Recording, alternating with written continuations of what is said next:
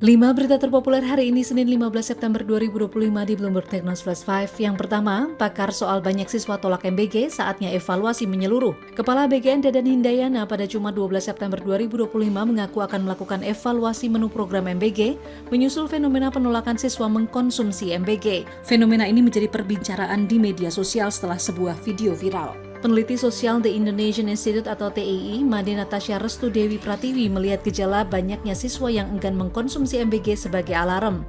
Menurutnya, BGN tidak cukup hanya mengubah menu, tetapi harus melakukan evaluasi lebih dalam.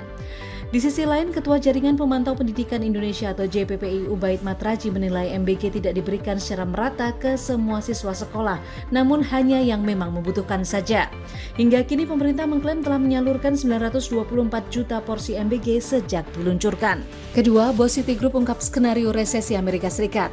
CEO Citigroup Incorporation Jane Fraser mengatakan aktivitas merger antara perusahaan di Amerika Serikat sedang pulih seiring sinyal kebijakan yang lebih jelas. Beberapa perusahaan global juga mengumumkan kesepakatan lebih dari 1 triliun US dollar sejak Juni melampaui perlambatan normal pada musim panas. Goldman Sachs Group Incorporation memprediksi aliran transaksi naik menjadi sekitar 3,1 triliun US dollar tahun ini dan rekor 3,9 triliun US dollar untuk 2026.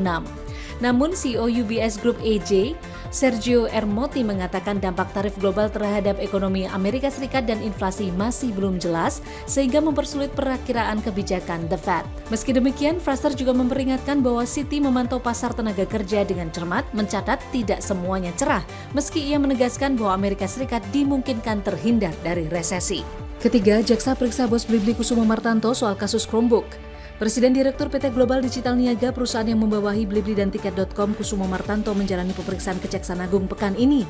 Ia diperiksa terkait dugaan korupsi Kemendikbudristek RI dalam program digitalisasi pendidikan tahun 2019-2022. Kejagung menjelaskan Blibli merupakan bagian dari grup Jarum yang sudah go public sejak tahun 2022. Perusahaan GDN beroperasi secara omnichannel, mengintegrasikan layanan daring atau e-commerce, dan luring atau toko fisik untuk berbagai jenis konsumen. Selain Kusuma Martanto, Kejagung juga memeriksa 3 orang lain yakni ANW selaku Direktur PT Tritunggal Jaya Komputindo, manajer sales dari PT Aneka Sakti Bakti atau Asaba berinisial AK, kemudian seorang lain berinisial LSL. Keempatnya menjadi saksi bagi tersangka MUL. Lebih lanjut, Kejagung menyatakan pemeriksaan dilakukan untuk memperkuat pembuktian dan melengkapi pemberkasan perkara. Keempat, Amerika Serikat sesalkan penahanan ratusan warga Korsel di Georgia. Wakil Menteri Luar Negeri Amerika Serikat Christopher Landau mengatakan penyesalannya atas penahanan 316 pekerja Korea Selatan di Georgia baru-baru ini. Hal ini disampaikan Landau saat menghadiri pertemuan Wakil Menteri Korea Selatan dan Amerika Serikat pada Minggu waktu setempat. Awal bulan ini, Otoritas Imigrasi Amerika Serikat melakukan penggerebekan pabrik baterai Hyundai Motor Co. LG Energy Solution Ltd. yang sedang dibangun di Georgia. Gambar-gambar pekerja yang ditahan memicu kemarahan publik di Korea Selatan karena pekerja tersebut dikirim sebagai bantuan pemulihan kondisi pabrik. Landau pun mengakui peran penting perusahaan Korea dalam merevitalisasi manufaktur Amerika Serikat. Dalam pertemuan, Amerika Serikat dan Korea Selatan membahas percepatan konsultasi tingkat pekerja untuk memastikan visa kerja dikeluarkan dengan tepat sebagai bentuk pengakuan atas kontribusi pekerja Korea. Meski bermitra dagang sejak 2012, Korea Selatan tidak memiliki kuota visa khusus seperti mitra FTA lainnya. Kelima, Vietnam mempercepat IPO longgarkan kepemilikan asing. Vietnam mengumumkan aturan baru terkait bisnis dan investor asing pada Jumat malam waktu setempat dan telah berlaku sejak Kamis. Aturan ini memangkas proses IPO dan pencatatan saham dari 90 hari menjadi 30 hari setelah mendapat persetujuan IPO.